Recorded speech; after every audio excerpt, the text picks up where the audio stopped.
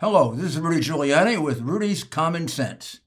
Today we're going to look at what is appearing to be, or almost about to become, a constitutional crisis.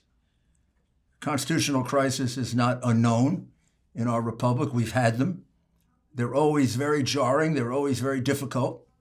They're always very unnerving, because the Constitution should flow, we believe, very, very easily and without any real problems. There shouldn't be too much dispute about interpretation. And of course, that's a somewhat unrealistic notion. But the one beautiful thing about our republic is that at times of crisis, constitutional crisis, other crises, at times of difficult decision-making, very, very close partisan decision-making, there's a place to go. And it's called the great, the brilliant, the almost sacred, if not sacred, Constitution of the United States. It'll supply the answer. And I believe by the time we finish this major, major dispute over the 2020 election and the fraud that permeated it, it's the Constitution that will save us, and the Constitution that will bring us together. And there are two clauses of the Constitution that come to play here, one in particular. The first clause sets the context. It's in Article 1, Section 4, I believe, which is called elections. And it's the first clause in Article 1, Section 4. And it relates to senatorial and congressional elections, House elections. But it gives you a sense of the kind of control the state legislature has over federal elections. Section 4, elections. The times, places, and manner of holding elections for senators and representatives shall be prescribed in each state by the legislature thereof. But the Congress may at any time by law make or alter such regulations, except as to the places of choosing senators. So, the rules, the laws surrounding the selection of senators and representatives are given to the state legislatures, not to the Congress, not to the governor in that state, but to the state legislature. And with the proviso that those rules can be altered by the United States Congress. Now we get to the other major federal election, and of course it's the one that's at issue now, and that is the presidential election, which, as you know, is an election, not a direct election, but an election for electors who then vote for the president. And in Article 2, Section 1, Clause 3, it reads as follows: each state shall appoint, in such manner as the legislature thereof may direct, a number of electors equal to the whole number of senators and representatives to which the state may be entitled in the Congress. But no senator or representative or person holding an office of trust or profit under the United States shall be appointed an elector. So the second part is not really relevant. It's the first part. First part says each state shall appoint in such manner as the legislature thereof may direct. So this has been described by the Supreme Court in McPherson versus Blacker, 146 United States Code 1, page 35. Just so you want to get this exact, this has been described as a plenary power. Notice this has no exception for Congress varying the rules. It has no mention of the governor, no mention of any other agency of state government, any other agency of federal government. This has been given to the state legislature, plenary power to select the electors and the manner in which the electors are chosen, and ultimately the electoral votes are given to the candidate. Many, many states, if not all at this point, including the states that are at issue here, those will be the states of Pennsylvania, Michigan, Wisconsin, Arizona, Georgia, Nevada, these states have all passed laws that delegate that power to various bodies, to an election commission, to the Secretary of State, sometimes to the governor. It's the governor who selects the electors. Over the years, those powers have been delegated. But they haven't been permanently given away, as some incorrect and ill-informed so-called scholars have written without bothering to do legal research. If they did, they would go back to a fairly old case of the Supreme Court, 1892, McPherson versus Blacker, which says, in pertinent part, whatever provisions may be made by statute or by state constitution to choose electors by the people, there is no doubt of the right of the legislature to resume the power at any time. That's 146 U.S. at 35, the McPherson case, and it cites Bush v. Gore. Further quote, the state, of course, after granting the franchise in the special context of Article 2, can take back the power to appoint electors. It's not a doubt. There's no question about it. There have been very, very pompous commentators, legal scholars who have appeared on television and said, oh, once having granted it, they can't take it back retrospectively, just prospectively. In other words, they can't take it back for the past, but they can for the future. So it couldn't affect this election. No. Supreme Court, rather than the pompous professors and talking heads, say that it can take back the power at any time. Any time means any time. And it is particularly relevant, as Professor Eastman argues in his article entitled The Constitutional Authority of State Legislators to Choose Electors. As Professor Eastman argues, it is particularly relevant when the case is a case where the existing procedures were not followed and when significant statistical anomalies raise serious questions about whether the election was fair. So let's key in on that language.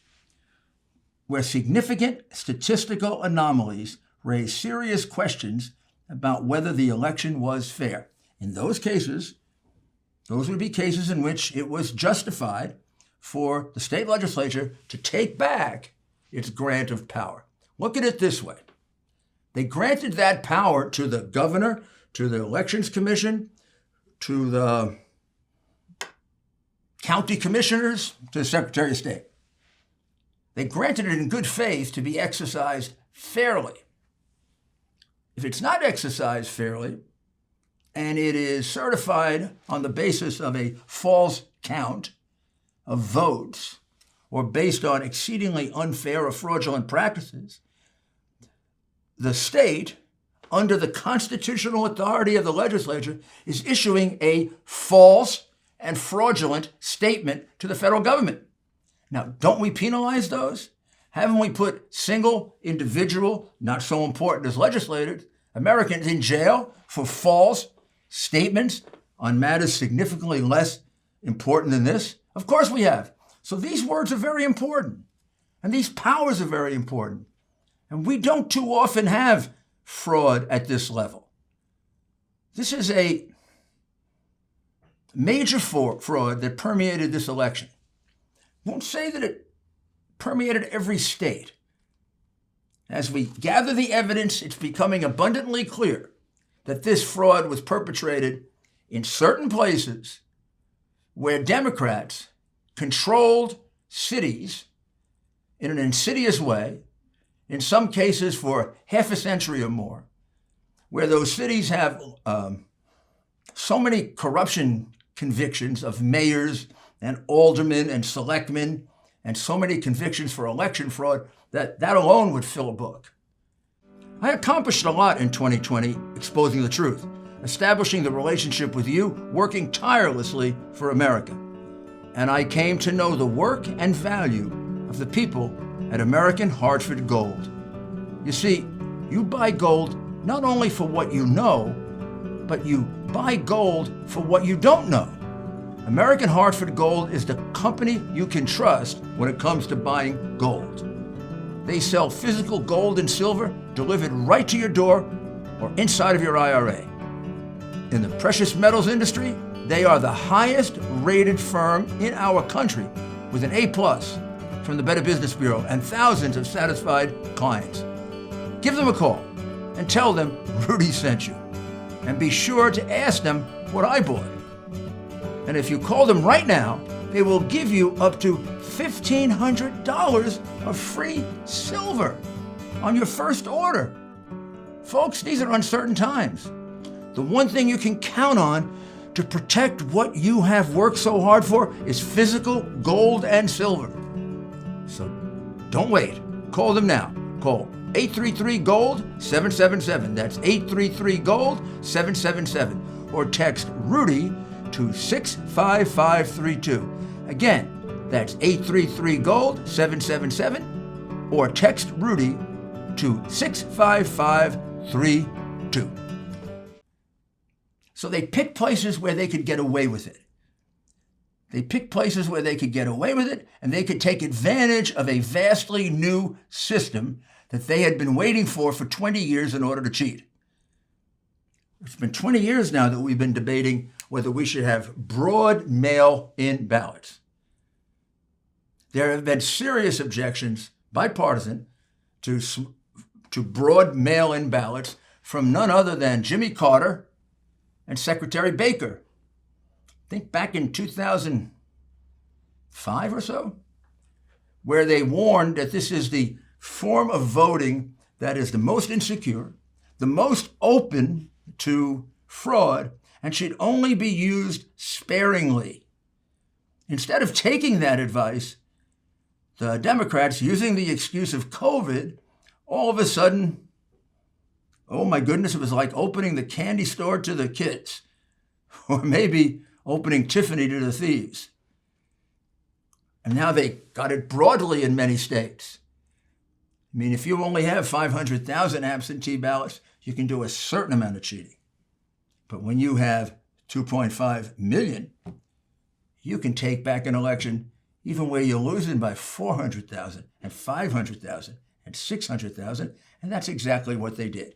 And they planned it very, very carefully to do it in the places where they felt they had corrupted the administration of those cities so much that either it wouldn't be discovered, or if it was discovered, every obstacle would be put in the way of those of us who might raise objections to it. So you look at Philadelphia, Wisconsin, Michigan, all these places. Here's the essential fraud. Mail-in ballots can be only as good as the validity of the signature on the outer envelope of the ballot. It's the only way you can determine whether it's a valid ballot. A walk-in ballot, you have the human being, you got the card, you got the signature, you've got the actual presence of the person, then you can tie that vote to something in the book. So there's a lot of different indicia of reliability. They're not always perfect, and there is fraud that way. Voting for dead people, double voting. That happens. There's a margin, however, that you can't exceed. When you get broad mail-in voting, the only thing that secures you that this is a valid ballot is when you look at the outside envelope that sent in the ballot and you see the name, the signature, the address, and the various identifying numbers for that voter. Those have to be checked. Once they're accepted, you can separate the ballot from the envelope, get rid of the ballot, get rid of the envelope, get rid of the ballot, and now they're separated forever. You can never go back and really check them.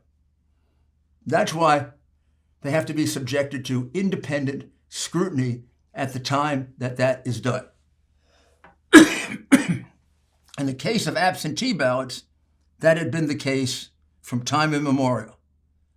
I remember 20 years ago being involved in looking at absentee ballots, Republican on one side, Democrat on the other side. You look at I like it. I don't like it. I see that objection. You put it aside. Yes, this one's okay. It goes in. This one's okay. Nope, this one has an objection. Signature looks bad. Put it over here. That's the wrong address. Put it over here. This looks like 3 votes from the same person. Let's take a look at that handwriting. That's what you do. And that's how you prevent cheating. When that's wide open, anything can happen. And this was wide open. Because not in 1, not in 2, not in 3, not in 4, not in 5, but in 6 or more states at exactly the same time, the Democrats executed precisely the same plan.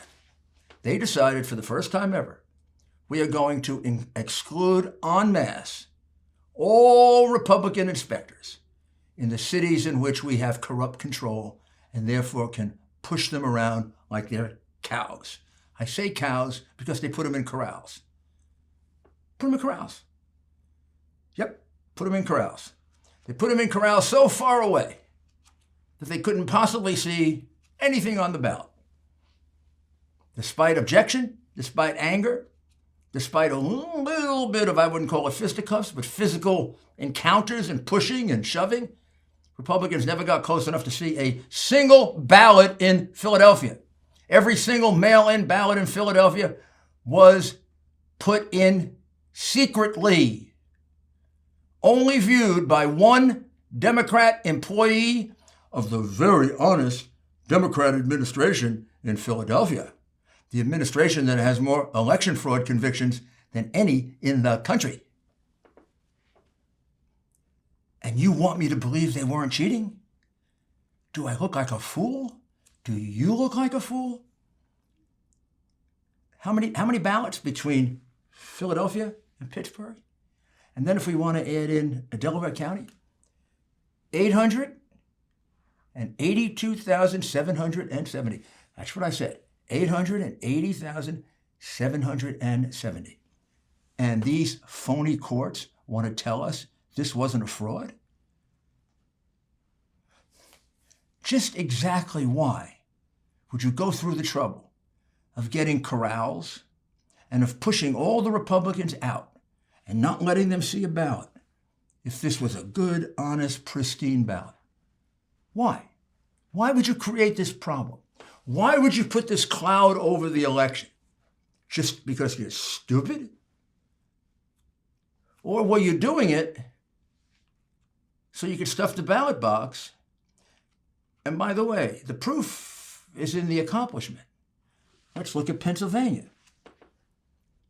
When they called off the counting, President Trump was leading by 750,000 to 800,000. The crooks were in a panic. How do you make that up? The only way you make it up is, boom, stop it, get the Republicans out, and start pumping in ballots. Start pumping them in either phony ballots or pumping them in 4, 5, and 6 times for Biden, 1 time for Trump. Now, I'm not telling you that we have what are called affidavits proving it. When you hear we have no evidence, you say liar. We have hundreds and hundreds and hundreds of affidavits and witnesses ready to go to court and swear that they watched this cheating that the media said didn't take place. And we have been stopped by 2 courts so far because they're practicing see no evil, hear no evil, keep your eyes closed. We don't want to know the facts. Instead, they say there are no specific allegations. I don't know how specific it can be. We have the name of the person, we got the exact spot, and we say we saw him furiously putting in 1 ballot 5 or 10 times. Ballot's supposed to be put in once. I can't get more specific than that until we actually get to prove it. And we need a hearing for that, which they have not given us because they don't want you to learn the evidence. Well, the legislature of Pennsylvania, or some of the members, took their responsibility under Article 2, Section 1, Clause 3 seriously. They took their responsibility as having the plenary power to judge these elections and to make sure that these election returns don't go into Washington as fraudulent election returns, so that they are in the position of submitting a false statement to Washington, D.C. And at that hearing, we produced witnesses something Democrats don't have. Witnesses who swore in affidavits under oath. That's another thing Democrats don't do. They never swear under oath. I don't know why they don't. They don't get prosecuted. Such an unfair system. But in any event, the legislature of Pennsylvania is perfectly justified, and in fact, the right constitutional outcome would be for them to take this, have the courage to take it, not be afraid of what the mass media is going to do to them, and stick by the Constitution, hold the Constitution up as their guard against the calumnies and the defamation and the viciousness of the American press and Democrat Party. And by doing that, they'll save our Constitution. By not doing it, it's being trashed. The same thing can be said about Michigan, where 100,000 votes were brought in the middle of the night, counted all for Biden in order to catch him up from a 300,000 vote deficit. And in Wisconsin, there are thousands and thousands of absentee ballots without applications. Why do you think they don't have applications? Just because they don't want to make out applications? They don't have applications because there's something wrong with the ballots. These things aren't done across 8 or 9 states for no purpose, all the same thing. We go to Arizona, same thing in Maricopa County, same thing in Pima County. Republicans shut out of the process of viewing absentee and mail-in ballots. Same thing, all the way across the country, thousands of miles apart. Democrats doing the same thing, which had never been done before. Don't let Republicans see the mail-in ballots. Probably millions. Why? Why? Because the mail-in ballots was the primary method for cheating and catching Biden up. How could it be that Biden was behind by so much in all those states on Tuesday night, and he caught up in every single one of them? Every single one? Look at the margins in the absentee ballots, and you'll see that his vote was counted 3 and 4 times.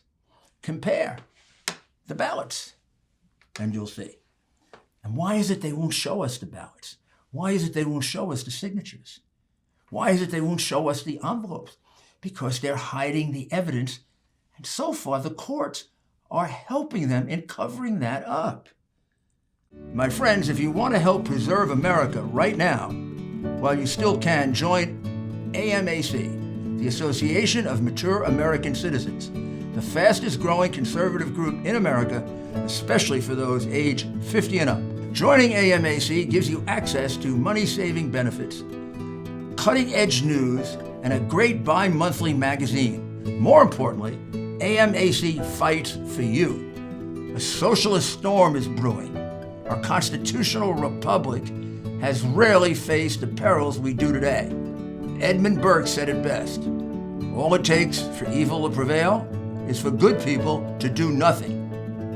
If you care about our future like I do, then join AMAC today.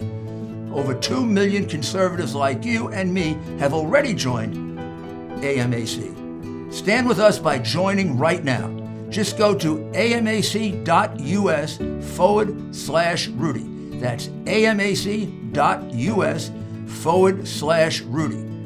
The benefits of AMAC membership are great, but the cause is even greater.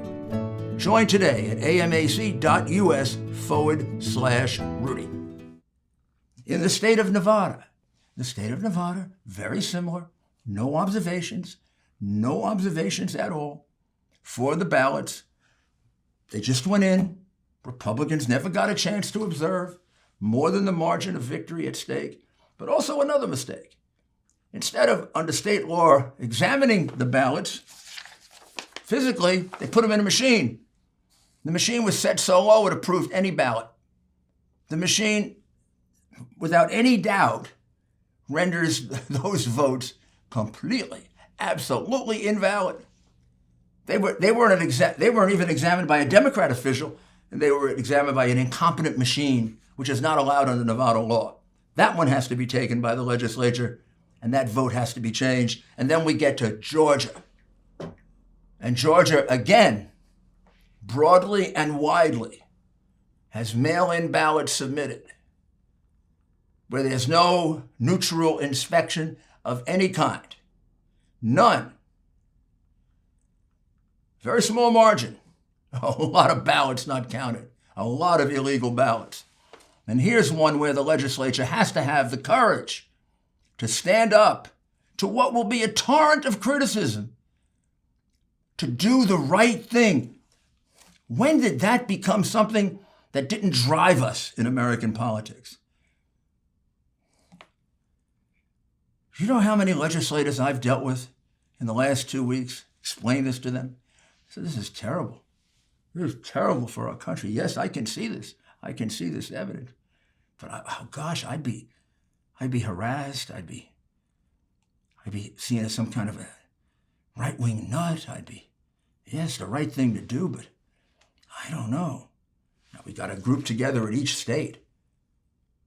Idealistic, strong, tough, honest, who are willing to support this. And in each state, we have the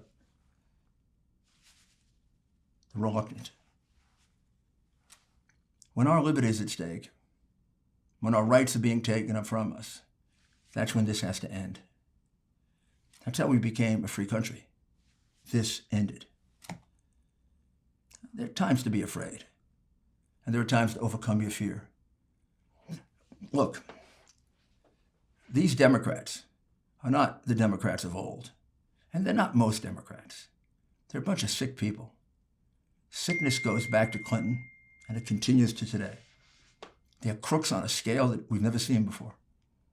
They've made millions and millions selling our country out to foreign countries, whether it was the Clintons with the Clinton Foundation or the Biden crime family in Ukraine and in Russia and in China. And they made not little gifts, millions and millions of dollars, and made agreements that were detrimental to the United States. They sold you out. You don't think people like this are capable of stealing an election? You know, it looks like they stole it. It smells like they stole it. It sounds like they stole it. And we can prove they stole it. They just have the entire media on their side, big tech, and the big corps, who are licking their chops for all the money they're going to make in China, while you, the American people, once again get screwed. And for this kind of power and this kind of greed, they'll go to any length possible. This was a scheme they thought we couldn't catch. Well, they made mistakes with it. They overdid it. Unfortunately for them, Trump got too far ahead in a couple of these states, and they had to get sloppy in catching up, particularly in Pennsylvania and in Michigan. And he's too close in other states, so that the margin is overcome very, very easily based on the fraudulent ballots. Let's see if we can have the courage to do this, because our freedom is at stake. During the pandemic, these Democrat governors took away our right to practice our religion. They've taken away a lot of our freedom of speech with the censorship they imposed on the Biden hard drive that proved multitude of crimes on the part of the Biden crime family. You never got to really see that because they covered it up. And now they're imposing a moratorium on the many pieces of evidence of all kinds that show the fraud they engaged in across the country. And now that the evidence about the Dominion machines that are well known for being faulty machines used to steal elections, now that's even being covered up. So I know it takes a little extra courage for some of the legislators who aren't the bravest and aren't the strongest to stand up to this, and maybe some careers will get ruined. I don't know. I remember a book that I read when I was very young by Robert F. Kennedy called Profiles in Courage, and he lists there some very, very famous Americans who, in fact, ruin their careers by doing the right thing. And he makes them heroes. Some of them ruined their careers and came back, like when John Adams took up a very unpopular cause of British soldiers. That used to be a value in our country, having courage. It's the most important virtue. It's the most important virtue to protect a democracy. It's needed at time of war, and it's needed at times when people are trying to steal our democracy from us right under our nose. That's what the perverted leadership of the Democratic Party is doing right now. And big tech, and big corporations, and big media, and George Soros, who is the primary funder of the Democrat Party, Joe Biden, Hillary Clinton, Black Lives Matter, Antifa, and is involved in one of these companies through a co-investor of his, who's chairman of the board of Smartmatic, which is a company started in Venezuela and built for the purpose of stealing elections. Check it out. It's all true. It's frightening. An American can do something to change it. We can stand up, use our Constitution the way it was meant to be used, and not be intimidated by those who, for selfish motives, are going to destroy the greatest democracy in the history of the world. Do not let them do it. We'll be back in a couple of days, and we'll have even more proof about this, probably going into the machines or some other area of fraud that was also involved. Thank you very much.